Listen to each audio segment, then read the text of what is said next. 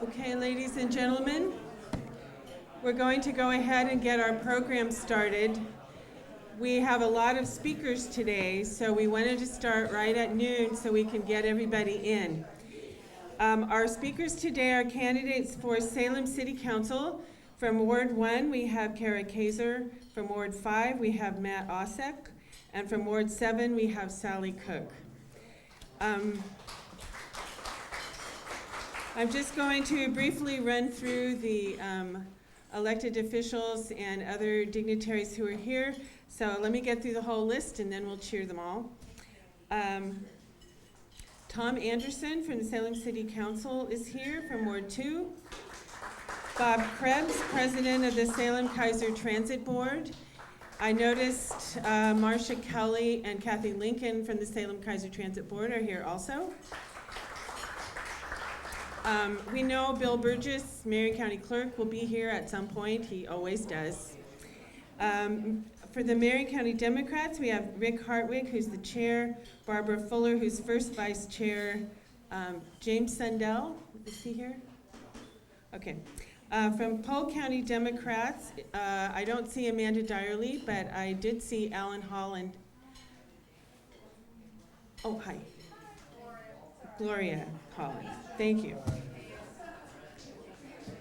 Brain fade.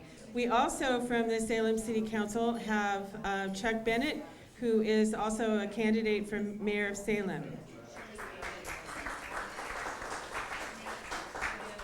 Oh, yes, and Amanda is here. She just got here. Their office moved, so she's been really busy. Our DemoForum team today, Barbara Fuller, Cindy Kimball, Dave Engen, and I know they kind of shanghaied Andy Bromland into taking your meal tickets. So anyway, thank you, all of you, for being here.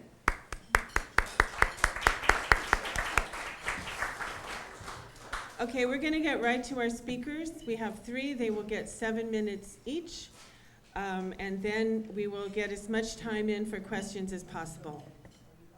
And then we'll have a few words from Tom Anderson. Our first speaker is Kara Kaiser. She is the candidate from Ward 1. She's a citizen activist and community leader. She's a board member for the Grant Neighborhood Association. She's a commissioner on Salem's Historic Landmarks Commission, a committee member on the Central Salem Mobility Study, and she's the recipient of the City of Salem Volunteer Award in 2009. So please welcome Kara Kaiser.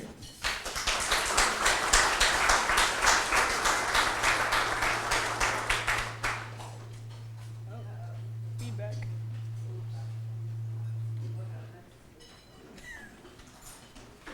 That work? Okay. I'm shorter than you, that's okay. I'm used to it. Well, good afternoon. I guess it's afternoon, right?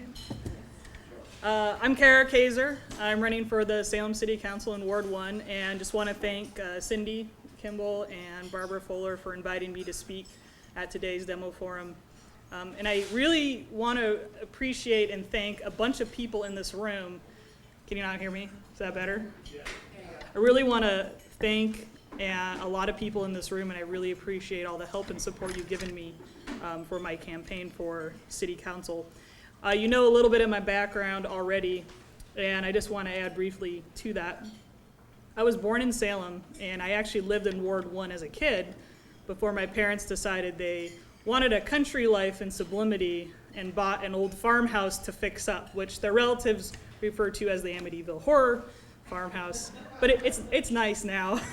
It's okay. My dad owned and operated a small consumer electronics business in Salem for nearly 20 years. Before he had to close his doors during the recession.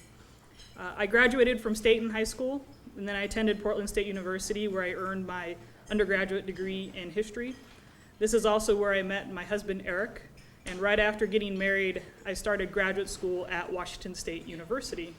After earning my graduate degree in public history, I landed a job as an architectural historian with the Oregon State Historic Preservation Office back here in Salem, and Eric and I moved into the Grant neighborhood in 2008. I've been active ever since in community service in Salem through the Neighborhood Association, volunteering at Grant Community School, and serving on various commissions and studies with the city. Professionally, I've now changed careers and moved into technology, so I moved from history to technology, and I work as a web developer for the Oregon Department of Forestry. So Salem is at a crossroads, and its people have a choice to make. Continue with a business as usual, small town attitude, or fully embrace its unique identity as the major metropolitan area of the Mid-Willamette Valley. Over the last few years, we've seen significant positive changes in Salem, such as the opening of the Union Street Bridge, the rehabilitation of downtown buildings, redevelopment in North Downtown along Broadway, and new thriving local businesses such as Coin Jam, Raffin's, Archive, Barrel and Keg. You can tell the places I like to go. They have beer and good food. Over this same time period, our city has and continues to face major problems, such as poor communication between the city and the public, falling revenue and budget cuts, a car-first mentality that contributes to accidents with pedestrians and bicyclists, homelessness, crushing poverty, and an underfunded public transit system, among others. For some time now, Salem has just been on the cusp of finally realizing that it's no longer a small town, and to finally accept that it must approach its challenges and opportunities as a mature, progressive city that won't shy away from involving diverse viewpoints and experiences from the people who live here. Salem is not there yet, but as the city and its people continue to look for solutions to its problems, we will realize more and more that some of the solutions we devised 50, 30, 10, even 5 years ago are insufficient for what our city and its people need today. As a city councilor, I want to work to tackle our city's problems with the mindset that our city is no longer a small town and that we can't just continue with a business as usual attitude while neglecting the needs and refusing to listen to the voices of people. This progressive Salem mindset means working to better connect people with our city government by making sure that they are included and invited to participate in the decision-making process of the city and feel confident that the city is transparent in making those decisions. It means working to make Salem more livable for everyone by focusing on pedestrian and bicycle improvements, investing in our public transit system, and working to provide more green spaces, such as parks and gardens in our neighborhoods. It means working to actually find real and effective ways to find homes for people who are homeless, rather than just talking about it. And it means working to strengthen our downtown, the heart of our city, by supporting our small and micro businesses. My dad was a micro business. It was him and one other person, 2 people. And for the first 10 years of his business, it was just him. It's a micro business. We need to focus on those types of businesses and improve our historic downtown buildings, create complete streets that accommodate multimodal transportation, and encourage property owners, business owners, and our community leaders to think downtown first when looking for investment areas. I'm looking forward to seeing how Salem will mature and find creative solutions to our problems over the next 5 years, let alone the next 50 years. And I would be proud to help find these solutions by working for you as a city councilor. What I'm really looking for today for help, I guess, is I'm a grassroots campaign, and the best way I can get my message out is by meeting people face to face. I have been canvassing extensively throughout the ward, and I have at this point probably met hundreds of people. I can't even put a number to it, how many people I've talked to about all of the issues in Salem. And this is what I love about campaigning, is really meeting people. I need help with that, doing that kind of work. It's the most grunt type, intensive work you'll probably do for a candidate, but it's the most rewarding also when you meet people and make a personal connection and then can report back, this is who I talked to, this is what they feel about this. Wow, that's interesting. And what can we do to help them? If you're at all interested in helping me do that type of work, please come see me. I'd love to talk with you, because that is the only way that we're going to win this, is by meeting people and showing that we care enough to show up on their door and talk with them about things. So thank you very much, and I don't know if you take questions now or later, or okay, all right, thank you.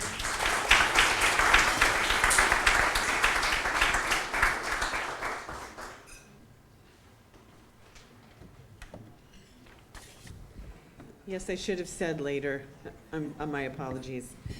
The next candidate to speak is from Ward 5, Matt Osek. Matt has served as a public information specialist for the Federal Elections Commission. I'm thinking about this election, and boy, that would have been interesting. He's been a business analyst for Sanofi Pharmaceuticals, a policy analyst for OHSU and for the Oregon Health Authority, and currently he is a senior policy analyst for the Office of the State Chief Information Officer. I'm sure he's going to give us really good information right now. So please welcome Matt Osek.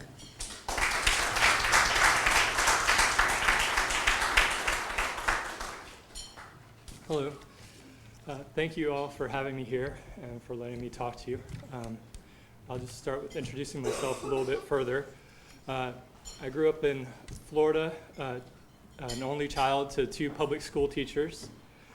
Their commitment to education is what enabled me to find scholarships and grants to attend Boston University, where I graduated with a political science degree. And it was during that time in my life when I figured out what I wanted to do when I grew up. It happened when I was interning in Washington, D.C. for Congressman Howard Berman. I realized that everyone from all walks of life came to their government to seek help for their issues and to remove barriers from their goals and their dreams. And that's where I realized that if I wanted to help people, the best way I could was through public service. And that's been my driving force when making decisions through the rest of my life. That's why I chose to go to Portland State to get a master's in public administration. That's why I sought out a career with the state government. And that's why I'm honored by the support I've received from the Democrats here in this room and others for city council. And with your support, I want to help our city thrive. For too long, the needs of my neighborhood in Ward 5 in North Salem and the needs of working families across the city have been neglected, and I'm running to change that. I want to be a strong voice for better public safety, improved parks, more library services, and better traffic safety for pedestrians and bikes, and an improved quality of life for everyone in Salem. I worked for many years in state government, engaging the community to identify their needs, working with them as to how to best deliver services on those, to address those needs, and then actually providing the services in the community. And currently, as a senior policy analyst in the State Chief Information Office, I use my experience to provide oversight of state projects. I review projects from the business case through completion to ensure that best practices are followed and to create the best possible outcomes for our state projects. And I would like to bring that skill, providing oversight, to our city government, where we have many large projects that need good stewardship so that we get the most value from our money. That includes recognizing that sometimes allowing a project to fail early is better than continuing on to a long, expensive failure after much investment has been made. And everyone here knows about the prime example, the third, or as Tom likes to say, the fourth bridge. And Salem needs a city council that will end the 6-year-long waste of $60,000 a month on consultants for planning a bridge that's so expensive financially and to the community that funding it should not be approved by the citizens when it comes to a vote. And there is a need for a new modern police station, but the consultants that the city has hired have taken the needs described by the original panel of stakeholders and nearly doubled them. And Salem needs a city council that will build a police station that fits the community rather than a pipe dream. And Salem needs a city council that will re-examine these projects and others based on evidence to find the best option for the community, as well as to fight for public investments that are not being made that should be. For many years, I was the lead policy analyst for the Oregon Health Authority, and I'm proud my work there brought well over $100 million in federal investment to the state of Oregon. and I will bring my experience with federal grant programs to the city to expand public services with federal dollars. Salem needs a city council that will act on the drastic lack of affordable housing. The city uses federal funding currently for affordable housing, and our dire need certainly makes a strong case for further federal assistance with that. And this issue also leads to an increase in homelessness that people have been seeing, and homelessness has been identified as something our city is no longer willing to accept. So Salem needs a city council that will look at successful programs and apply those principles quickly. Utah, for example, has demonstrated a successful model called Housing First, which is less expensive and more effective way to move people off the street into safe housing. And I would like to bring my experience to work to affordable housing and homelessness issues, bringing more federal dollars to tackle those problems. And because providing efficient, effective public service is my purpose, my profession, and my passion, I'm asking you all to do everything you can to help me become a part of the city council that Salem needs. So, thank you all.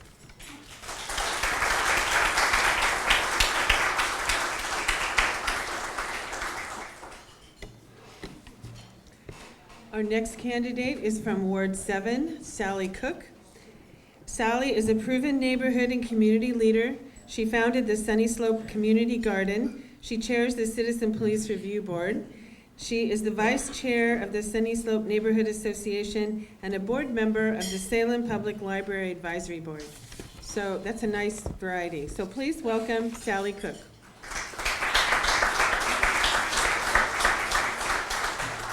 Thank you all so much for coming out today at this lunch.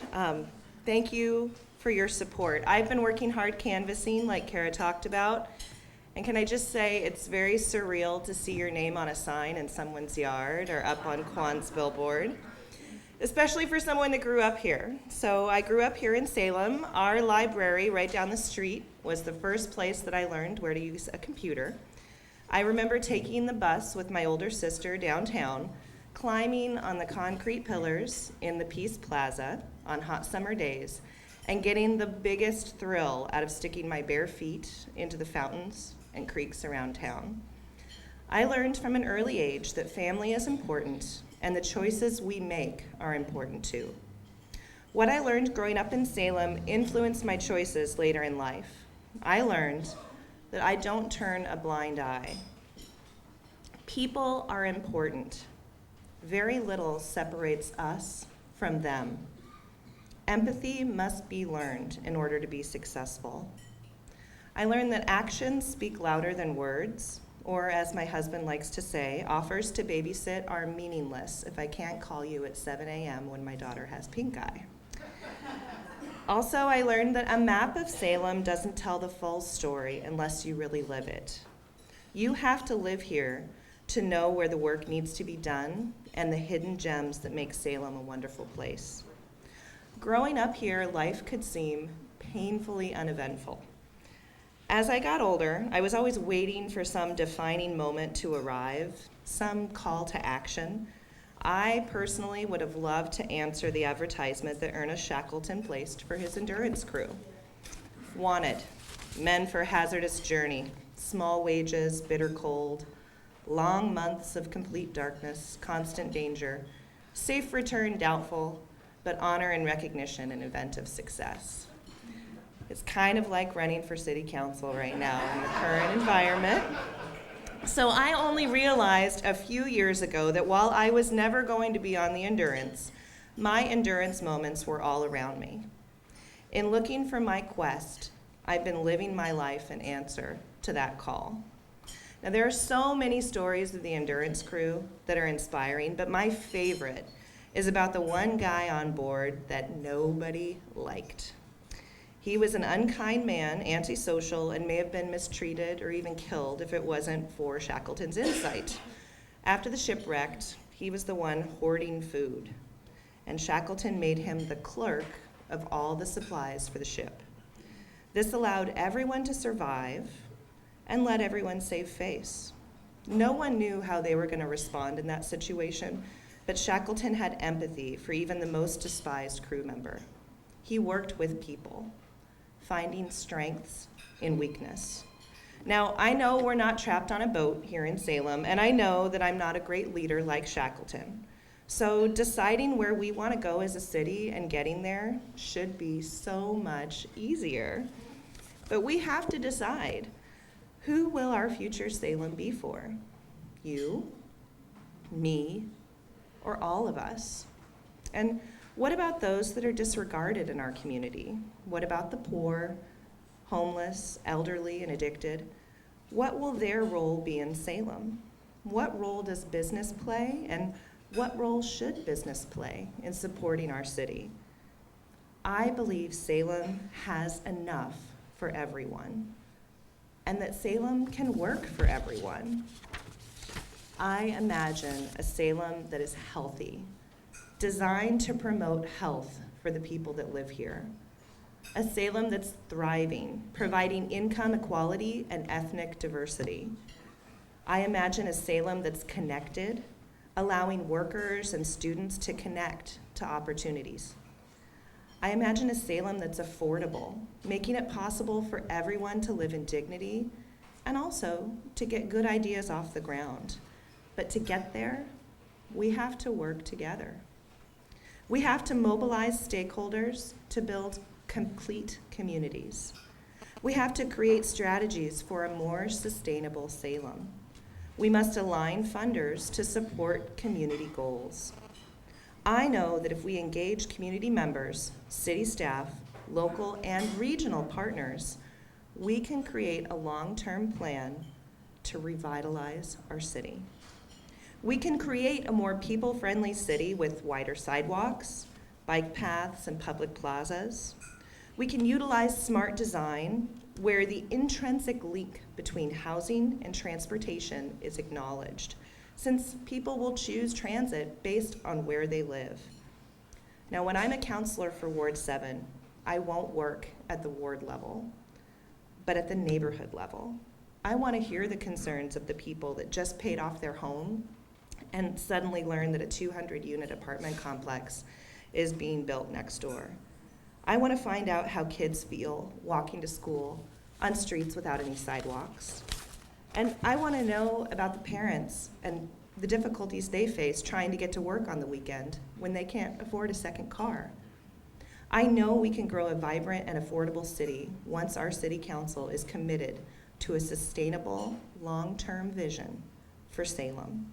Now, Salem's current approach reflects what's good for business is good for people. But I think we need to remember that what's good for people is good for business.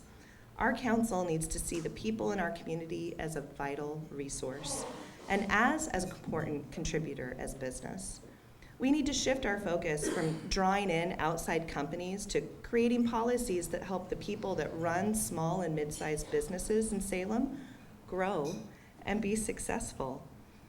We can have a local, sustainable economy that helps the people that run businesses in Salem succeed. We don't need to sacrifice our livability for our economy. We can make Salem a great place to live and work. I want to thank those of you that are here helping me with my campaign. I started this campaign as a big underdog. My opponent is an incumbent, and this is my very first time running for office. This is a nonpartisan race, and voter turnout is notoriously low. But in a race like mine, where many people might only look at the voter's pamphlet, personal contact is vital. I can't do it alone. I have to do things differently. That's why I'm using a grassroots approach. There's too much at stake to keep the same business as usual approach in running a campaign or council chambers. Once the last green space has gone and the last neighborhood tree been cut down, it will be too late. Once every main road is 10 lanes and only the gated communities have footpaths, we will have lost our momentum. If we lose this election, we can expect more unaffordable new houses and big box businesses, more people moving to Salem with fewer services being offered, and more homeless and unemployed with wider, faster roads. And it will take years to carve a livable city out of that concrete. My campaign is about bringing people together to create a city we can be proud of, a city where people can raise kids and retire, a city with a bright future. Now, that would be a fresh start for Salem, and I hope you'll help me make it happen.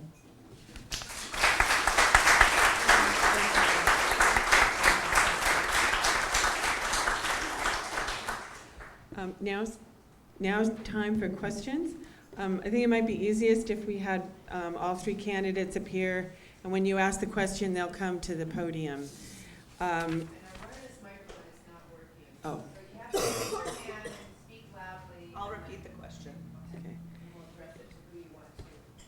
Yeah, so you can address either a question to all three or just to one specific candidate.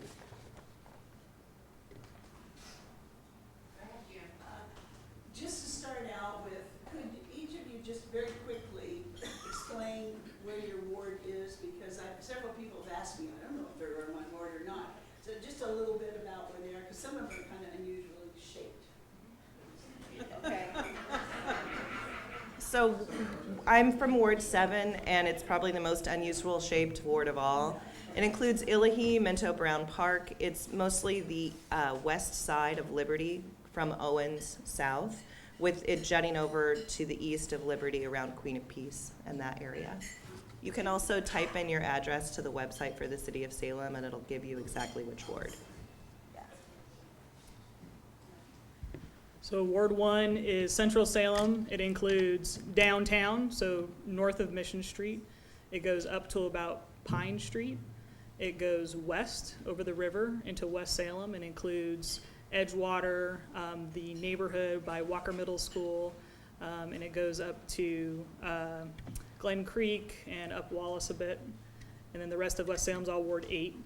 And then it stretches over to near the State Hospital, but not quite, and then north of State Street.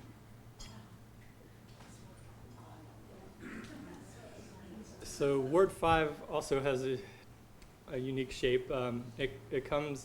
It's North Salem primarily, and so starting out at the city limits and coming back around Chemeketa, where there's kind of a hook at the end of the city, and then it comes back down toward as far as Market in some places, but not all places. So it's hard to describe. So next question. Okay. Okay, I've heard a couple of things about improving transit and library, and having had to depend on transit from time to time and used to work for the library. I think improving both of those are good things. The question is, how do you get it done? And that's for all the candidates, please. Okay. The question is, how do you make transit and library improvements in Salem when people vote things down? All right. So I think what's famous here is that people love to talk about their support, but you're right, we don't make it happen. And doors don't open without staff. Staff aren't there without salary. You need to have a budget for it. And for years, especially with the library budget has been often overlooked, because who needs those if you have computers, or who really uses the library? I think the first step is making sure that you have a stable budget for the library, that it's not touched as some sort of emergency reserve, and that you use those services and promote them. Now, with the bus service, the current staff or current counselors like to say that it's not a city issue. The Chariot's bus service is budgeted differently. But our city council could serve as a supportive role and support that service through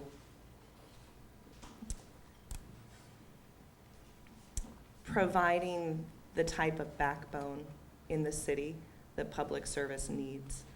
Bus service is a vital system, and right now the city was silent on the most recent bus measure. They didn't come out in favor. They didn't list their support. And while they do that, other people run away from it as well. I think we need to lead by example, both with the library and with the transportation issue.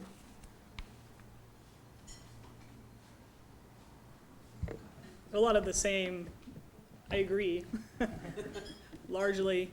I was talking with residents in West Salem and Pioneer Village. So these are people who are low income, mostly elderly. And I had no idea how many people relied on weekend transit service to get around town. And I went to person after person who said the same thing. I can't get to the Saturday market anymore. I ran into one woman who said, at least I have my power scooter and I can scoot across the Union Street pedestrian bridge to get there and budget my battery so I can get back. I talked with a business owner in downtown who ended up closing her shop when the weekend service was stopped because she lost that much business off of people not coming downtown. It's been reinforced in my mind. It's so important. And public transit is so important as well because it could be removing cars from the road. It could actually relieve a lot of our congestion problems if we had a more robust system. As far as the mechanics of the how, I agree with Sally in that the city council needs to be supportive. They need to take a stance on issues because they're serving the public and it is a public service, even though it's a different funding model, it's a different district, but they need to stand behind it. Library, very similar to what Sally said about it needs to be a priority in the community. I think there needs to be a much larger conversation than what's happening now about our budget because the budget committee is great, but nobody wants to go to it. Nobody wants to sit there for an hour or two and listen to it and get their 3 minutes to speak.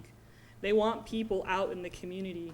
They want to talk about it in their neighborhoods, in their churches, and wherever, and they don't want to have to go down to City Hall to do it, and they want people to listen to them, and we really need to be receptive to that. I think we would get more public input if we did that, and you would see a priority shift, and if you could actually budget for those types of services. So going last, I'm not sure how much there's to add, but I'll say that having spoken to so many people who need the bus service to get to work as well as driving people downtown for business and other purposes, what I feel for Ward 5, it would be valuable for me to do something similar to what I was doing, walking around, knocking on doors to ask them to vote for me, to ask them again to vote for the bond for public transit. It's an important issue not just to the community, but to me personally, as for many years living in cities, I did not have a car. I only used the bus and trains in the cities that I lived in. And I firmly believe that that should be available to everyone in every city. So that's a personal issue for me. So and as far as the library, again, it's a very valuable service, and it takes engagement, and that's and some leadership, some vocal leadership, and I think they've covered that. But I agree with that.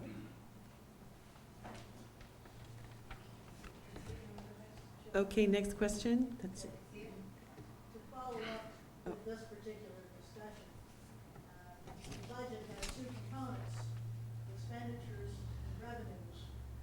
And every year for the last, I don't know, since I was on city council, we've been talking about cutting expenditures. The last time there was a revenue committee was in 2000, I think. So the question is, would you all support the reestablishment of a revenue committee and revenue measures to bring in additional income to the city, and what would your ideas for revenue generation be? Just go around Robin. Excellent question. I would definitely support a revenue committee. And as far as generating revenue, right now, it's my understanding from serving on the boards, they're already looking at it. The problem is that they're looking at generating revenue from parking. They're looking at generating revenue from charging a fee to check out a DVD at our library. I believe that we already pay for those services as taxpayers. So part of what I think needs to happen is look at the expenses going out from the growth model and the expansion that we're looking at. When we keep pushing growth as being the economic driver of our community, it leads to more expenses, often at the place of fewer economic benefits. So I would really question expanding urban growth boundaries, expanding projects that require all this short-term gain at a much longer-term expense. And I agree with what Sally was just saying. I would add that similar to my previous statement that I believe it's about engagement. And so I've seen several times when different groups have tried to raise revenues in places, raising revenue is never popular, but what you can do is build some buy-in from your stakeholders by going out. And so having a revenue committee dedicated to that would be great, because what you need is people who are able to go out into the community. As Kara was mentioning, people don't want to come in and sit through a 3-hour meeting to say a 3-minute piece or something. They want to hear from you in more local forums. And so having a dedicated group who's willing to go out there and meet with them and hopefully propose some ideas, not go out there blank with a blank slate and ask the public to give you ideas, but rather have a list of options that that have been seen as relatively palatable by the committee, to go out and get them engaged before you put it on the ballot, so that you're getting a sense of what's the source that the public finds most reasonable and logical for the revenue, and then when you go to the ballot, people have heard about it, hopefully, through those people that you've spoken to, as well as you know, your regular outreach, and then they're more favorable to it, and I think that's the way. When you're always on the tail, you don't have much to add, but it's all right. Largely agree. So I think at times we totally discredit people's intelligence. I'm not saying that to sound totally elitist or anything, but sometimes I feel that we just are afraid to ask people. We're afraid to ask them, would you be willing to pay for X? Would you be willing to pay for this? What about this? And we just kind of assume that they're just not going to want to do it, or they're not. It's too complicated. They won't understand. And I think the way we're going to raise revenue, if it's through an established committee that actually goes out, but I think the key is just to ask people. And I feel that's just something the city hasn't done well. And I think they're trying to more and more, but it's so important that we just ask the question. We need to raise revenue. How do you propose we do it? We have 160,000 people that live in Salem. I don't remember how many of those are 18 and older, but that's a lot of knowledge to leverage outside of your 18 members of your budget committee, outside of your city council. And there are a lot of people who do this type of work professionally and probably have a lot of ideas. So our public is our greatest asset, and we really need to leverage it more. Okay, we have time for one more question. Mark, I'm going to have you talk to them after we finish with this, because I was going to have Alan go next, because I want to be nice to our people from Polk County. This question primarily for Sally Cook, but others may have some input on it. You have bulleted an item that says end unchecked growth and promote smart growth. For myself, the word growth and smart growth can become an oxymoron as long as you include growth. Smart or growth there. How do you suppose to end unchecked growth, and what do you mean by smart growth? Well, I think it talks about the way we design our communities. So right now, we have a journey to everywhere kind of model.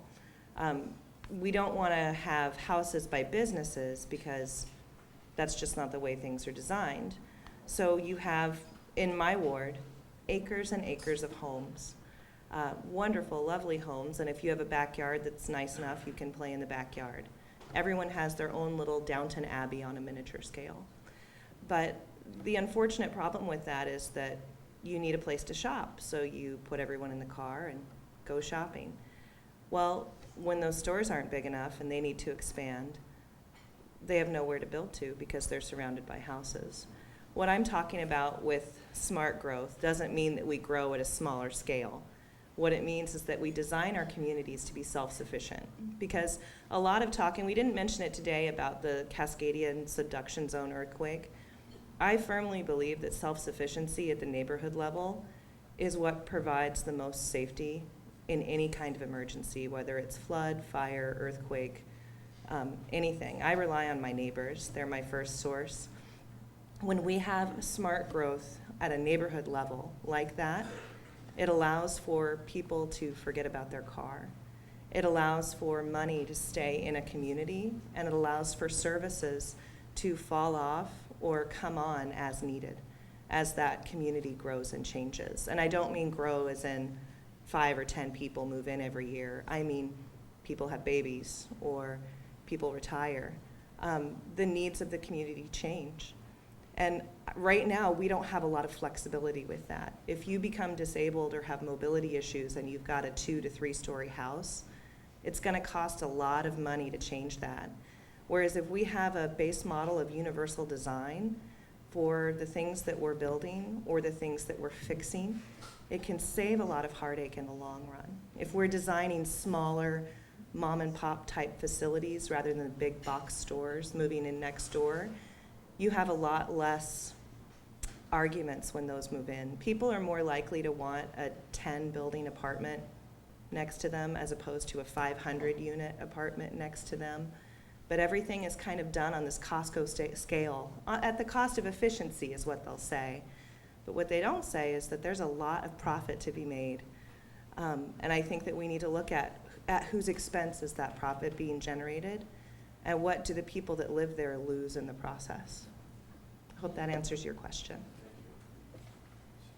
Do either one of you want to make a comment? I guess I could just say quickly that I think Sally mentioned it before, that controlling the growth. What I've met talking to people out in North Salem, what they're concerned about is they don't have sidewalks and some of the base and grid drainage and things that are basic necessities, and they feel like we shouldn't be expanding further until they have those services in their neighborhoods. So I think that's a way of looking at the smart growth rather than extensive growth or whatever, the expanded growth or whatever the term was. Because we should be taking care of our current citizens rather than worrying about trying to expand to gather more citizens by taking over more and more lands and such. Sorry, I don't know why the land is over there, but.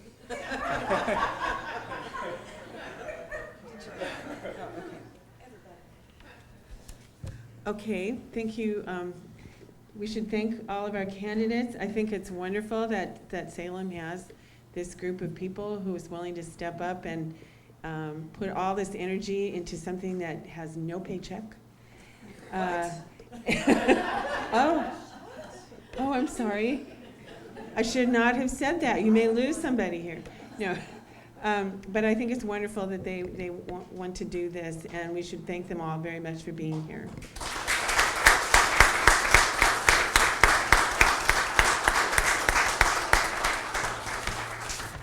And now we have 5 minutes with Tom Anderson. That's the second prize. First prize is 10 minutes with Tom Anderson. I'm happy to see everybody here today. You all look very familiar to me, even if I don't know all your names, but one name I do know is Councilor Chuck Bennett, who's sitting here. Chuck and I, in the past and in the future, have not agreed on everything. But I look forward to working with him in the coming years. So I'm glad you're here today, Chuck. I'm sure we will have disagreements, and I hope we have disagreements because that's the way the system works. A mantra that I hear all the time from mostly the people who are, I would call them the dedicated Chamber of Commerce candidates, is jobs, jobs, jobs. And that's the important thing. We get jobs here and everything will be fine. Well, to me, that's totally backwards. What we need to concentrate on is livability, livability, livability. We make Salem an attractive place to live. It will also be an attractive place to work. We don't need to spend our time. We provide the basic infrastructure, that's correct, but we really ought to be looking at making this community a lovely place to live and to raise the family. And that's why I'm proud to support the 3 people who are talking here today and who are running, because I think that's their ultimate goal, is what is best for the entire city of Salem, not just for certain segments of Salem. I was here 2 years ago speaking to you, and I was not supported by the Chamber of Commerce, and neither are these three candidates that you heard talk today. And I think part of it is the jobs, jobs, jobs versus livability, livability. But I also think growth is an issue. When each one of the candidates spoke about that today, and Mike Swaim gave me a book when I ran 2 years ago that was called Build Better, Not Bigger. And I know, I don't, did I give that to you, Sally, or you have it? Okay, don't talk with your mouth full, Sally. But I will tell you that I gave it to Matt, because I gave it to somebody, and that's the way we ought to look at things in terms of what we're talking about, what our growth is. I want to talk a little bit about livability, too. That's another thing that these three candidates are very much supportive and in favor of, which goes back to the jobs, jobs, jobs versus livability, livability. Affordable housing is certainly one of those things, and I think that that's an admirable goal for all of us, and we need to continue to work on that. The other part of livability, or another part of livability, as I see it, is transportation.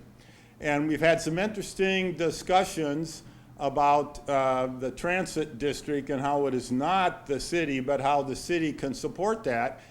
And just as an example of what we have been facing on the city council, in the recent Salem-Keizer Transit District ballot measure, 5 of the current councilors and mayor donated money to the No campaign.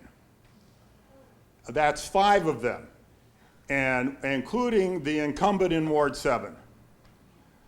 So this is something we have to look at. How can the city support transit? Well, it can't support transit if 5 of the individual members, wards 4,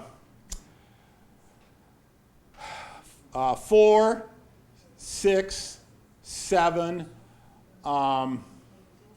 the mayor, and 8, thank you, are the ones that gave totally about $13,500 to the No on the ballot measure campaign. This is not appropriate, it's not acceptable. We need to start changing that, and the way we can change that is elect Sally in Ward 7. Also, the police station, the library issue. Many of you know that I've been trying for 2 things. One is to get the price of the police station, that is the core police functions, down to an acceptable price, and then also combine it with a bond measure for the library earthquake proofing, which I would call a public safety bond, because both of those things are public safety. The final thing I want to say relates to canvassing. When I campaigned, it was a 3-way race in my primary. One of the candidates was given twice as much money as I raised by the Chamber of Commerce, the real estate industry, and the home builders. And I still won a 53.5% majority in the primary. So in October, my wife and I went to Italy for 3 weeks, which is a better deal than campaigning. But I think what Tina Kalos tells us all the time, organized people beat organized money. And so we need people out in all of these wards. It's a very easy thing to do. I know we can do it. I have been out now on behalf of each candidate many, many times, and it's easy and fun. And the people that you will be canvassing are pre-selected. They're either Democrats or independents who have voted in prior elections. So you're going to be hopefully preaching to the choir. So each one of these 3 candidates need your support. We have some, I think at least 2 campaign managers are here. Alex, raise your hand. Stand up, Alex. You are Sally's campaign manager.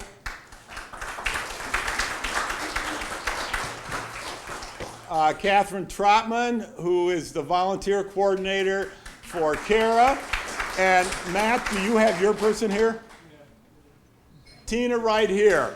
So see these people. Don't just come to lunch and have this. Yeah, sign up. Thank you, Cindy. And the sign-up sheets are right up there at front. Don't just make your support by coming out to something like this or voting. We need more. We need to change the makeup of the city council, and with all your help, we can do it. So thank you very much.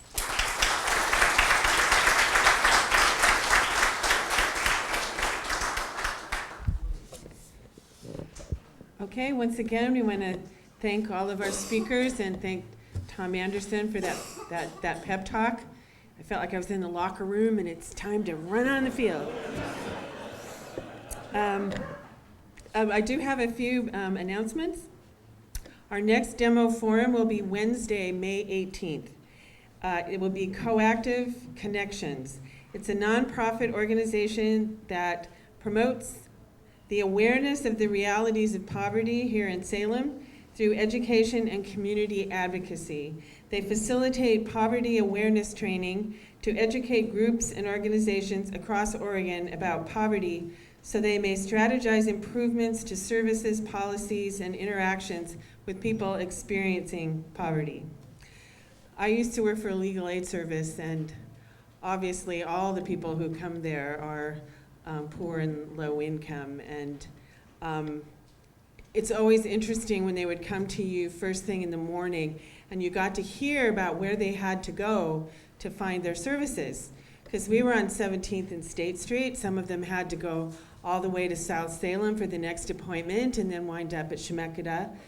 And I don't think anyone really understands. They think you get these benefits that are, you're on the gravy train, but it's exhausting just to get the benefits.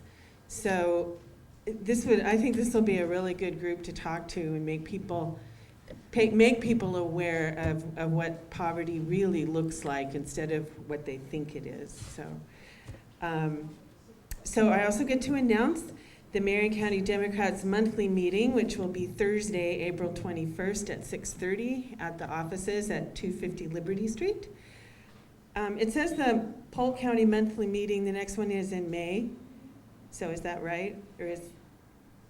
Okay, it's May 27th, 6:30 at the Independence Public Library.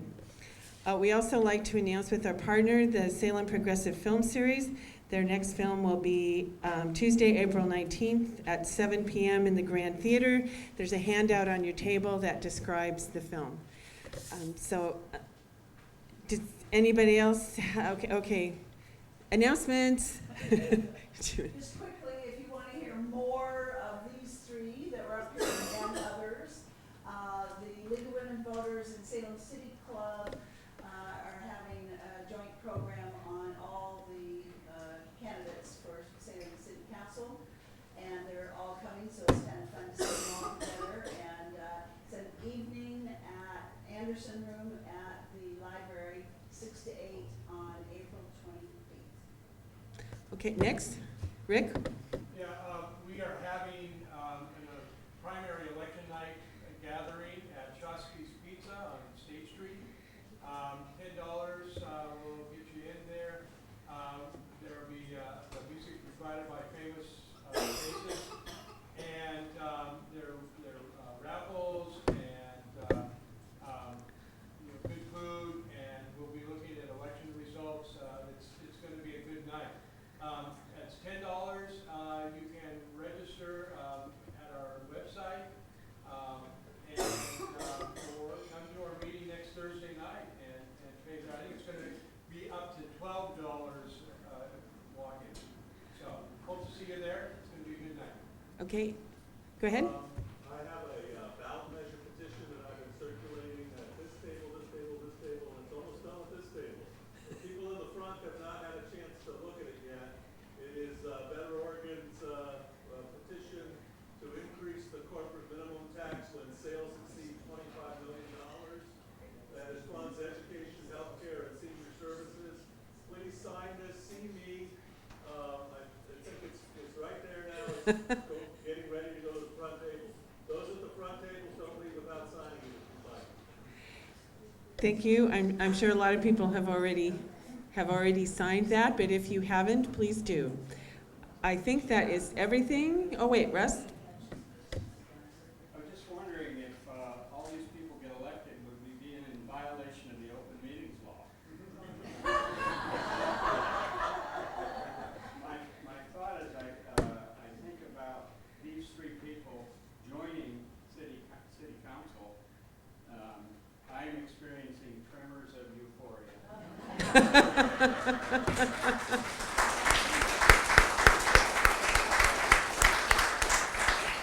Well, just remember Tom Anderson's speech. Let's get out onto the field and fight, fight, fight. Thank you very much, and we'll see you next time.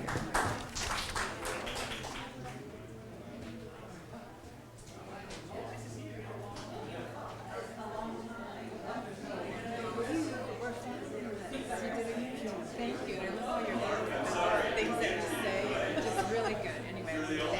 Especially the questions and everything, your questions here.